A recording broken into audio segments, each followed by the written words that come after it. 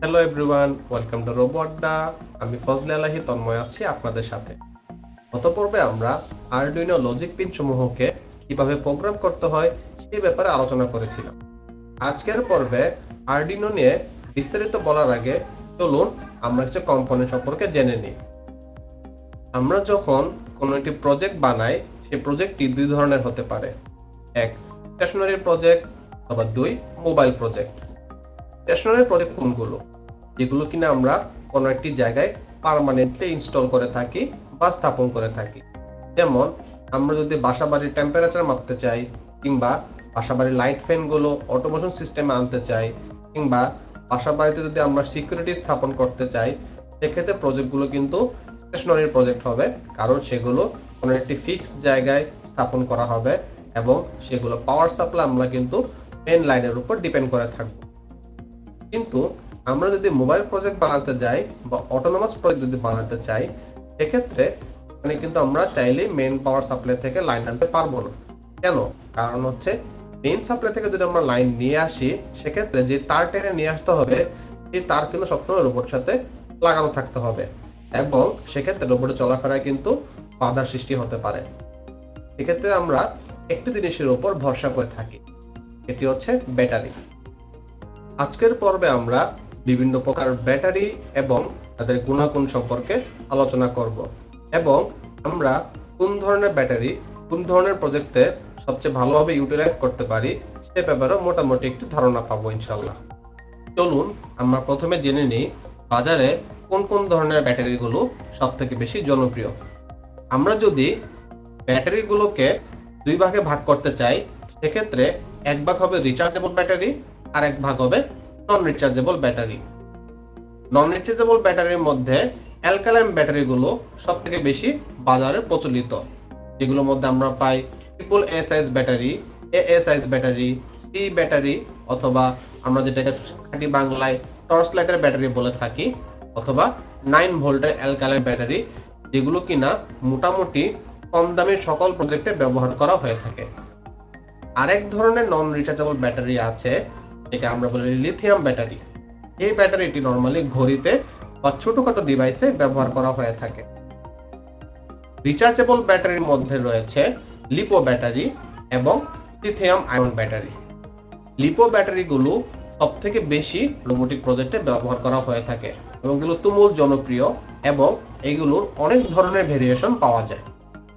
Lithium ion ব্যাটারিগুলো সেই তুলনায় readymade কিছু ডিভাইস যেমন ল্যাপটপ কিংবা মোবাইলে ব্যবহার করা হয়ে থাকে, যেগুলো আমরা চাইলে সেল আকারে পেতে পারি, কিংবা ল্যাপটপ ভিতরে কিন্তু এরকম সেল আকারে পাওয়া যায়, অথবা সেগুলো মোবাইল ব্যাটারি আকারেও সেল করা হয়ে থাকে। ব্যাটারি সম্পর্কে বিস্তারিত আলোচনার আগে চলুন আমরা ব্যাটারির কিছু কোড ওয়ার্ড জেনে নিই।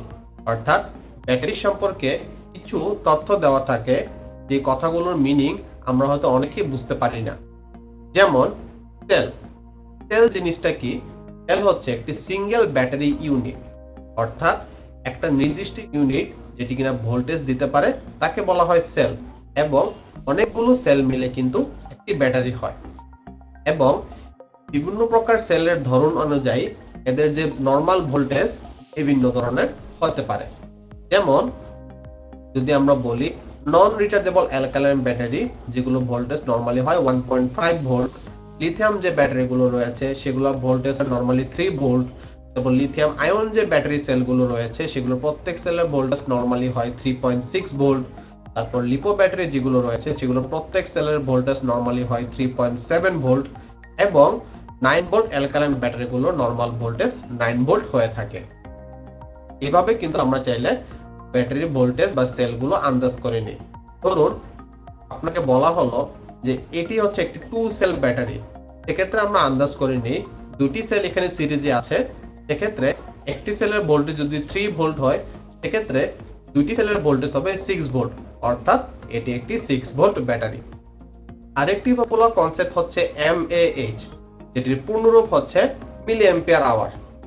এটি নরমালি ব্যাটারি ক্যাপাসিটি সম্পর্কে মোটামুটি একটি আইডিয়া দিয়ে থাকে। এই mAh লেখাটি মোটামুটি আমরা প্রায় সব ধরনের ব্যাটারির গায়ে লেখা দেখে থাকি। চলুন আমরা একটি ব্যাটারি দেখে নিই। এখানে যে ব্যাটারিটি দেখতে পাচ্ছি এটির গায়ে লেখা আছে 2200 mAh। এটার মানে আসলে কি বোঝায়?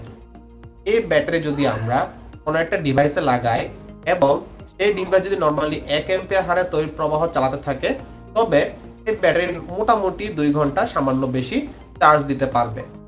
ধরুন এই সার্কিটে আমরা এখন 2200 মিলি অ্যাম্পিয়ার অর্থাৎ 2.2 অ্যাম্পিয়ার হারে কারেন্ট প্রবাহ চালাচ্ছি। সেক্ষেত্রে কি ঘটবে?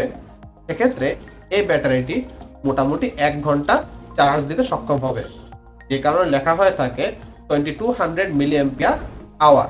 কেন হচ্ছে 2200 মিলি অ্যাম্পিয়ার হারে যে তড়িৎ প্রবাহ করা হয় সেটি 1 ঘন্টা টিকবে। যদি তার চেয়ে কম তড়িৎ প্রবাহ হয় তাহলে আরো বেশি সময় টিকবে, তার চেয়ে বেশি তড়িৎ প্রবাহ হলে আরো কম সময় টিকবে। এখানে আসলে একটি প্রশ্ন রয়ে যায়, যে প্রশ্নটি হচ্ছে মিলি অ্যাম্পিয়ার আওয়ার কি আসলে ব্যাটারির আসল পাওয়ার দেখাতে পারে? অর্থাৎ মিলি অ্যাম্পিয়ার আওয়ারে কি ব্যাটারির পাওয়ারের শেষ কথা?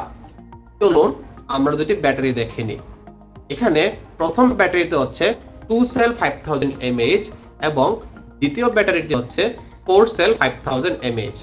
আমরা লক্ষ্য করে দেখব দুটির ব্যাটারি কিন্তু ক্যাপাসিটি সেম, 5000 mAh করে, কিন্তু একটি ব্যাটারি হচ্ছে 2 সেল অর্থাৎ তার ভোল্টেজ হচ্ছে, আমরা যদি লিপো ব্যাটারির ভোল্টেজ জেনে থাকি 3.7 ভোল্ট এক সেল, এবং 2 সেলের ক্ষেত্রে তা হয়ে থাকে 7.4 ভোল্ট, এবং তার সাথে যদি আমরা 5 অ্যাম্পিয়ার আওয়ার গুণ করে থাকি সেক্ষেত্রে আমরা পাই 37 ওয়াট আওয়ার। একইভাবে আমরা যদি 4 সেল ব্যাটারির ক্ষেত্রে লক্ষ্য করে থাকি, তার নরমাল ভোল্টেজ থাকবে 14.4 ভোল্ট, এবং তাতে যদি আমরা 5 অ্যাম্পিয়ার আওয়ার গুণ করে থাকি তবে আমরা পাই 52 ওয়াট আওয়ার। লক্ষ্য করে দেখুন দুটি ব্যাটারির ক্যাপাসিটি সেম হলেও দুটি ব্যাটারির যে পাওয়ার আউটপুট কিন্তু ভিন্ন এসেছে। কেন? কারণ নরমালি দুটি ব্যাটারি 5000 মিলি অ্যাম্পিয়ার আওয়ার যে পারলেও দুটি কিন্তু সেম ভোল্টেজ দিতে পারছে না। 2 সেল ব্যাটারি যে পরিমাণ ভোল্টেজ দিতে পারে, 4 সেল ব্যাটারি তার তুলনায় অনেক বেশি ভোল্টেজ দিতে পারে, যেটি কিনা বিভিন্ন সার্কিটে নানাভাবে কাজে আসতে পারে। অর্থাৎ এখানে কিন্তু মিলি অ্যাম্পিয়ার আওয়ার শেষ কথা না, বরং শেষ কথা হচ্ছে ওয়াট আওয়ার, যেটি কিনা আমরা বলি voltage into current to finish battery in 1 hour. মানে 1 ঘন্টায় ওই ব্যাটারি শেষ করতে যে পরিমাণ কারেন্ট প্রবাহ করাতে হবে, যেখানে আমরা পাচ্ছি 5000 মিলি অ্যাম্পিয়ার বা 5 অ্যাম্পিয়ার, সেটির সাথে ব্যাটারির যে নরমাল ভোল্টেজ সেটা যদি গুণ করা হয় সেক্ষেত্রে আমরা ওয়াট আওয়ার কনসেপ্টটি পেয়ে থাকি। যে ব্যাটারির ওয়াট আওয়ার বেশি সে ব্যাটারির পাওয়ার ডেলিভারি ক্ষমতা অনেক বেশি। এতক্ষণ আমরা ব্যাটারি ক্যাপাসিটি সম্পর্কিত কোড ওয়ার্ডগুলো জেনে নিয়েছি। চলুন এবার দেখা যাক ব্যাটারি কি পরিমাণ চার্জ নিতে পারে অথবা চার্জ দিতে পারে এটির উপর ডিপেন্ড করে কি ধরনের কোড ওয়ার্ড পাওয়া যায়। এখানে নরমালি একটা জিনিস দেখা যায়, সেটি হচ্ছে সি রেটিং। সি রেটিং মানে হচ্ছে কুলম্ব রেটিং, যেটি কিনা দুই সেকশনই অ্যাপ্লাই হয়। চার্জ রেটের ক্ষেত্রে অ্যাপ্লাই হয়, ডিসচার্জ রেটের ক্ষেত্রেও অ্যাপ্লাই হয়। এটা নিয়ে ব্যাখ্যা করার আগে চলুন আমরা একটি ব্যাটারি দেখে নিই। এই ব্যাটারির গায়ে লেখা আছে 5200 মিলি অ্যাম্পিয়ার আওয়ার অর্থাৎ 5.2 অ্যাম্পিয়ার আওয়ার, এবং তার ঠিক পাশেই লেখা 50C অর্থাৎ 50 কুলম্ব। এটার মানে কি বোঝায়? এখন এখানে আসলে এই কোড ওয়ার্ডটা যেভাবে আমাদের এক্সপ্লেইন করতে হয় সেটার নিয়ম হচ্ছে, এখানে আমরা 1 ঘন্টা যে পরিমাণ কারেন্ট টানতে পারে, যেটা হচ্ছে এখানে দেখা যাচ্ছে 5.2 অ্যাম্পিয়ার, এটির সাথে 50C অর্থাৎ 50 গুণ করা হয়ে থাকে। সেক্ষেত্রে আমরা পাই 260 অ্যাম্পিয়ার, যেটি হচ্ছে এই ব্যাটারির সর্বোচ্চ ডিসচার্জ ক্ষমতা। যে কোনো একটি ব্যাটারির গায়ে ডিসচার্জ রেট যখন লেখা থাকবে 50C, তার মানে হচ্ছে এই ব্যাটারিটি 1 ঘন্টায় নরমালি যে পরিমাণ কারেন্ট দিতে পারে তার ম্যাক্সিমাম ডিসচার্জ ক্যাপাসিটি হচ্ছে তার তুলনায় 50 গুণ। এটি হচ্ছে সি রেটিং এর মিনিং। নরমালি লিপো ব্যাটারিতে সি রেটিং অনেক বেশি হয়ে থাকে, যে কারণে লিপো ব্যাটারির গায়ে অবশ্যই সি রেটিং লিখে দেওয়া থাকে। ডিসচার্জ রেটের তুলনায় চার্জ রেটের সি রেটিং কিন্তু অনেক কম থাকে, এর সর্বোচ্চ 5C পর্যন্ত হয়ে থাকে। আমরা মোটামুটি কোড ওয়ার্ড সম্পর্কে একটি ধারণা পেয়ে গিয়েছি। চলুন এবার নন রিচার্জেবল ব্যাটারির সাথে রিচার্জেবল ব্যাটারির কিছু তুলনা করে দেখি। নন রিচার্জেবল ব্যাটারির ক্ষেত্রে যে জিনিসগুলো আমরা দেখতে পাই সেটি হচ্ছে এগুলো কিন্তু তুলনামূলক অনেক সস্তা এবং অনেক সহজেই ব্যবহার করা যায়, এবং এগুলো কম বিপজ্জনক। অর্থাৎ হাত থেকে পড়ে গেলে বা আছাড় খেলে কিংবা এগুলোর মধ্যে পাংচার হলে খুব সহজে কোনো বিস্ফোরণ ঘটে না বা কোনো দুর্ঘটনা ঘটে না। কিন্তু এই সকল ব্যাটারিতে যে সমস্যাটি থাকে সেটি হচ্ছে এগুলোর ক্যাপাসিটি অনেক কম হয়, সাধারণত 400 থেকে শুরু করে 600 মিলিঅ্যাম্পিয়ার আওয়ার পর্যন্ত ক্যাপাসিটি হয়ে থাকে এবং এটা ডিসচার্জ রেটও অনেক কম থাকে। যদি আমরা একদিকে একদম শর্ট সার্কিট করে ফেলি, অর্থাৎ এর পজিটিভ এবং নেগেটিভ টার্মিনাল যদি আমরা একটি তার দিয়ে জোড়া দেই, সেক্ষেত্রে সর্বোচ্চ 60 অ্যাম্পিয়ার কারেন্ট ফ্লো দিতে পারে। আমরা একটু আগে দেখে এসেছি লিপো ব্যাটারি, যেটির ম্যাক্সিমাম কারেন্ট ক্যাপাসিটি হচ্ছে 260 অ্যাম্পিয়ার, তার তুলনায় এটি কিন্তু অনেক কম এবং এটি যেহেতু রিচার্জেবল না, সেক্ষেত্রে অবশ্যই এটিকে একবার ব্যবহার করার পর ছুঁড়ে ফেলতে হয়। কিন্তু এই ব্যাটারিগুলোর সুবিধা কি বা কোথায় আমরা ব্যবহার করব?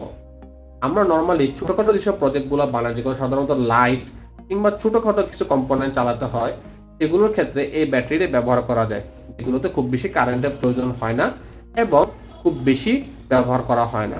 যে কোনো খেলনার ক্ষেত্রে বা কোনো ছোটখাটো মজার কোনো প্রজেক্টের ক্ষেত্রে এই ধরনের ব্যাটারিগুলো সহজে ব্যবহার করা যায়, কারণ এগুলো খুবই সস্তা এবং এগুলো চার্জ করার জন্য কোনো এক্সট্রা কস্ট পড়ে না, কোনো ঝামেলা নেই। একবার ব্যবহার করলাম, তারপর ফেলে দিলাম, সেগুলো রিসাইকেল করে পরবর্তীতে আবার ব্যবহার করা যেতে পারে।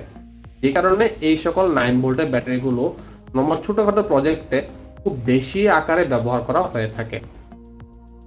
এই ব্যাটারিগুলো প্রজেক্টে ব্যবহার করার জন্য সাধারণত যে ধরনের কানেক্টর দেওয়া থাকে সেটির চেহারা হচ্ছে এরকম, যেটির এই মাথাটা লাগে হচ্ছে এটির সাথে এবং ছোট মাথা লাগে হচ্ছে বড়টির সাথে, এবং সেখান থেকে চাইলে তার বের হতে পারে অথবা কোনো ডিসি ব্যারেল জ্যাক বের হতে পারে, যে জ্যাক কিনা আমরা সরাসরি আরডুইনোর ভিতরে ইনপুট দিয়ে থাকি, যে ব্যাপারে আমরা দ্বিতীয় পর্বে আলোচনা করে এসেছি। এবার আসি রিচার্জেবল ব্যাটারির বেলায়। রিচার্জেবল ব্যাটারির ক্ষেত্রে দুই ধরনের ব্যাটারি দেখা যায়, একটি হচ্ছে লিথিয়াম আয়ন ব্যাটারি আর একটি হচ্ছে লিথিয়াম পলিমার বা লিপো ব্যাটারি। লিথিয়াম আয়ন ব্যাটারির ক্ষেত্রে কিন্তু যেই সব জিনিসগুলো দেখা যায় সেগুলো হচ্ছে, এটি কিন্তু মোটামুটি দামি কিন্তু সহজে ব্যবহার করা যায়। আমরা একটু আগে যে 9 ভোল্ট অ্যালকালাইন ব্যাটারি দেখে এসেছি, সেটির একটির প্রাইস নরমালি 70-80 টাকা বা সর্বোচ্চ 100 টাকা পর্যন্ত হতে পারে, কিন্তু একটি লিথিয়াম আয়ন সেল এর দাম 200 টাকা থেকে শুরু করে 300 টাকা পর্যন্ত হতে পারে, অর্থাৎ এটি আগেরটির তুলনায় একটু বেশি দামি এবং এগুলো কিন্তু সাবধানে ব্যবহার করতে হয়, যেহেতু এগুলো রিচার্জেবল, সুতরাং এগুলোর ভিতরে সক্রিয় কিছু কেমিক্যাল দেওয়া থাকে, যেগুলো কিনা আমরা যদি এখানে পাংচার করি বা সামহাও এগুলোকে ড্যামেজ করি, সেক্ষেত্রে বিস্ফোরণ ঘটাতে পারে অথবা তীব্র তাপের উৎপত্তি ঘটাতে পারে। এই ব্যাটারিগুলোর সুবিধা হচ্ছে কি, এগুলো কিন্তু খুবই হাই ক্যাপাসিটি হয়ে থাকে।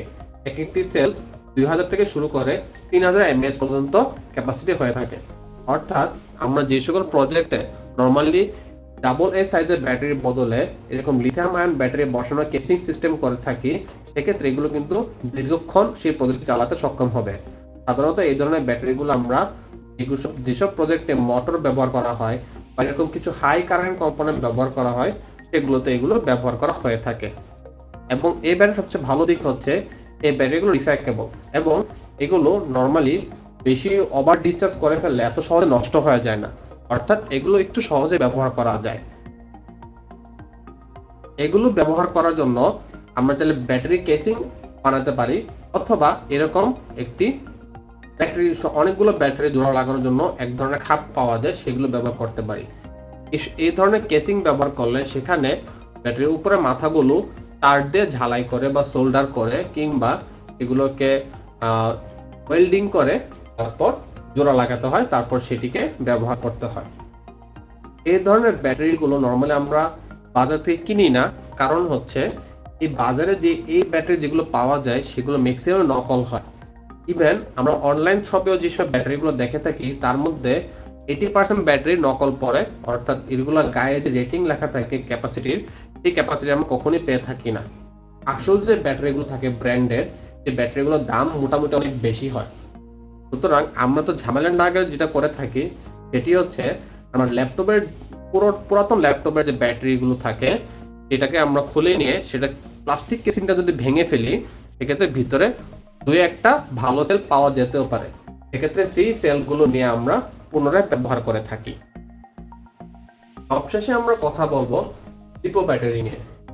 লিপো ব্যাটারি আমাদের রোবোটিক্স প্রজেক্টে তুমুল জনপ্রিয়, কারণ এই ব্যাটারিগুলো অনেক বেশি রিলায়েবল, অনেক বেশি হাই ক্যাপাসিটি দিতে পারে এবং এটা হিউজ ডিসচার্জ রেট থাকে এবং সেগুলো সহজে রিসাইকেল করা যায়। অর্থাৎ এগুলো থেকে চাইলে আমরা বড় বড় যেসব প্রজেক্ট আছে, যেমন কিছু ভারী ভারী মোটর কিংবা অনেক কম্পোনেন্ট জানার লাগে, যেগুলোর মধ্যে কিনা অনেক বেশি কারেন্টের প্রয়োজন হয়, সেক্ষেত্রে এই ব্যাটারিগুলো খুব সহজেই ব্যবহার করা হয়ে থাকে। ইভেন ড্রোনের ক্ষেত্রে কিন্তু সবসময় অবশ্যই এই লিপো ব্যাটারি ব্যবহার করা হয়ে থাকে। তো এই ব্যাটারি ব্যবহার করার ঝামেলাগুলো কোথায়? প্রথম সমস্যা হচ্ছে এই ব্যাটারির দাম অনেক বেশি। এই ব্যাটারির দাম 1000 টাকা থেকে শুরু করে সেল এবং ক্যাপাসিটি অনুযায়ী 5000 10,000 টাকা পর্যন্ত হতে পারে একটি ব্যাটারির দাম।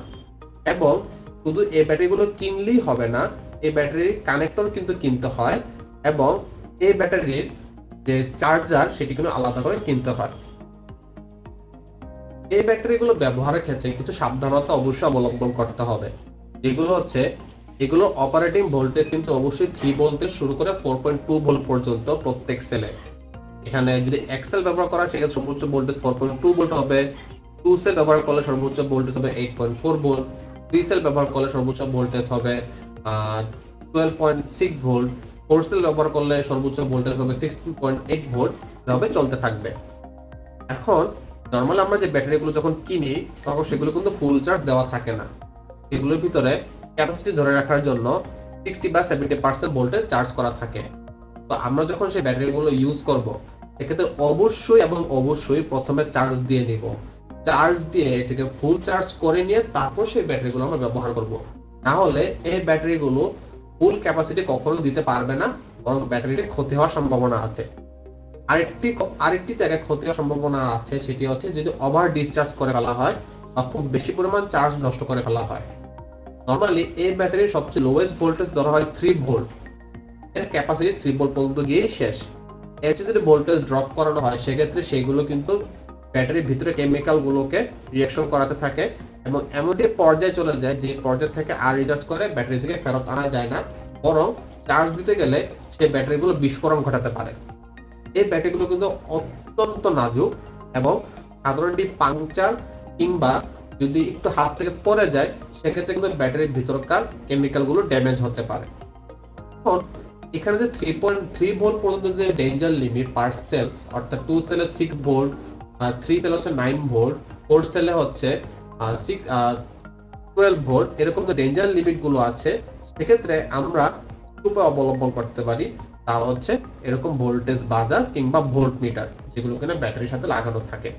ব্যাটারির যে ব্যালেন্সার প্লাগ থাকে সেটির সাথে আমরা চাইলে ভোল্টেজ বাজার লাগাতে পারি, কিংবা অটোমেটিক্যালি ওই ব্যাটারির ভোল্টেজটা সবসময় মনিটর করে থাকে। যদি কোনো একটি সেলের ভোল্টেজ 3 ভোল্টের নিচে নেমে যায় সেক্ষেত্রে সেটি তীব্র সাউন্ডে অ্যালার্ম বাজাবে এবং যার ফলে আমরা সাবধান হয়ে যেতে পারবো যে এই ব্যাটারিতে আর ব্যবহার না করে দ্রুত চার্জ দিতে হবে। এই ভোল্টেজ বাজারের দাম বাজারে বা মার্কেটে অনেক বেশি, নরমালি 300 টাকা পর্যন্ত এর দাম হতে পারে। যদি আমরা সস্তা কোনো মিটার ইউজ করতে সেক্ষেত্রে আমরা এই মিটারটি ইউজ করতে পারি, যেটি কিনা শুধুমাত্র ডিসপ্লে দেখায়, কোনো প্রকার সাউন্ড বাজায় না। আমাদের মোটামুটি লক্ষ্য রাখি সেক্ষেত্রে এই মিটার ব্যবহার করে কিন্তু ব্যাটারি সেফটি অবলম্বন করা যায়, সেক্ষেত্রে আমাদের খরচটা একটু কম পড়বে। আরেকটি ব্যাপার অবশ্যই লক্ষ্য রাখতে হবে, সেটি হচ্ছে এই ব্যাটারিগুলোকে নরমাল সিরিজ কনফিগারেশনে রাখা হয়, অর্থাৎ আমাদের 2 সেল, 3 সেল, 4 সেল, 5 সেল বা 6 সেল যা বলে থাকি, এগুলো normally 2S, 3S, 4S, 5S বা 6S লেখা থাকে, মানে সিরিজ সার্কিট যেগুলো। মানে এখানে কিন্তু প্রত্যেকটি ব্যাটারি সিরিজ সংযোগ দিয়ে সেগুলো ভোল্টেজ বাড়ানো হয় ঠিক এইভাবে। ধরে নিই আমরা একটি 4 সেল ব্যাটারি ব্যবহার করছি, সেক্ষেত্রে কিন্তু 4টি সেল কিন্তু সিরিজে থাকবে, প্রত্যেকটি ভোল্টেজ নরমালি কিন্তু 3.6 বা 3.7 পর্যন্ত থাকতে পারে। আমরা ধরে নিই এখন প্রত্যেকটি সেলের ভোল্টেজ 3.6 ভোল্ট করে আছে, কিন্তু প্রত্যেকটি ব্যাটারির ক্যাপাসিটি এক্স্যাক্টলি সেম অবস্থায় থাকবে তার কোনো গ্যারান্টি কিন্তু নেই। কোনো ব্যাটারি হয়তো একটু দ্রুত চার্জ শেষ হয়ে যেতে পারে, কোনো ব্যাটারি হয়তো একটু স্লোলি চার্জ শেষ হতে পারে ব্যাটারি কোয়ালিটি অনুযায়ী। সব ব্যাটারি কিন্তু সমান লাইফ সাইকেল দেয় না। ধরুন আমরা এখন একটা রোবটের কানেকশন দিলাম, আমরা মাথায় মুখস্থ রাখলাম যে আমাদের 12 ভোল্ট বা প্রত্যেক সেলের 3 ভোল্ট হতে ডেঞ্জার জোন, কিন্তু সব সেলের তো ভোল্টেজ যে ডাউন খাচ্ছে সেটা কিন্তু সেম রেটে হচ্ছে না। ধরুন এই সেলে আমরা ভোল্টেজ নেমে গেল 2.8 ভোল্টে, এই সেলের ভোল্টেজ হলো 3 ভোল্ট, এই সেলের ভোল্টেজ হলো 3.2 ভোল্ট, এই সেলের ভোল্টেজ হলো 3.3 ভোল্ট। সেক্ষেত্রে আমরা টোটাল কিন্তু এখানে 12 ভোল্টই পাচ্ছি, কিন্তু এই সেল কিন্তু অলরেডি তার ডেঞ্জার লেভেলের তুলনায় আরো বেশি নেমে গিয়েছে। আমরা হয়তো ওভারঅল ভোল্টেজ দেখে আন্দাজ করতে পারছি না, কিন্তু এই ব্যাটারি কিন্তু অলরেডি পার্মানেন্টলি ড্যামেজ হয়ে গেছে, যেটি কিনা ফেরত আনা সম্ভব হয় না। এতে গেল ডিসচার্জের কথা। যদি আমরা চার্জ দিতে যাই সেক্ষেত্রে বিপদটা আরো বেশি। ধরুন চার্জ যখন দিচ্ছি তখন হয়তো কিছু ব্যাটারি দ্রুত চার্জ হবে, কিছু ব্যাটারি হয়তো স্লোলি চার্জ হবে। ধরে নিই এই ব্যাটারিটি 4.2 ভোল্ট হয়ে গিয়েছে, কিন্তু এই ব্যাটারিটি 4.2 ভোল্ট হতে পারেনি, যেটি কিনা এই একটি সেলের ম্যাক্সিমাম ভোল্টেজ। ধরে নিই এই ব্যাটারি সেলের ভোল্টেজ হচ্ছে 4 ভোল্ট, এই ব্যাটারি সেলের ভোল্টেজ ধরে নিচ্ছি আমরা 4.1 ভোল্ট, এই ব্যাটারি সেলের ভোল্টেজ হচ্ছে 3.9 ভোল্ট। এখন এক্ষেত্রে ওভারঅল ভোল্টেজ কিন্তু 16.8 ভোল্ট হয়নি, তার চেয়ে কম। তো এখানে কি ঘটবে, ব্যাটারি চার্জার আমরা ডাইরেক্ট যদি এই টার্মিনাল যদি পাওয়ার লাগে চার্জ দিতে থাকি, সেক্ষেত্রে 16.8 ভোল্ট না হওয়া পর্যন্ত কিন্তু তারা চার্জ দিতে থাকবে। মানে এই ব্যাটারিগুলো কিন্তু চার্জ নিতে থাকবে, কিন্তু যে ব্যাটারিটি 4.2 ভোল্ট হয়ে গিয়েছে সেই ব্যাটারি কিন্তু আর চার্জ নিতে পারছে না, বরং তাকে আরো ওভার চার্জ করা হচ্ছে। সেক্ষেত্রে এই ব্যাটারিটি গরম হয়ে বিস্ফোরণ ঘটাতে পারে।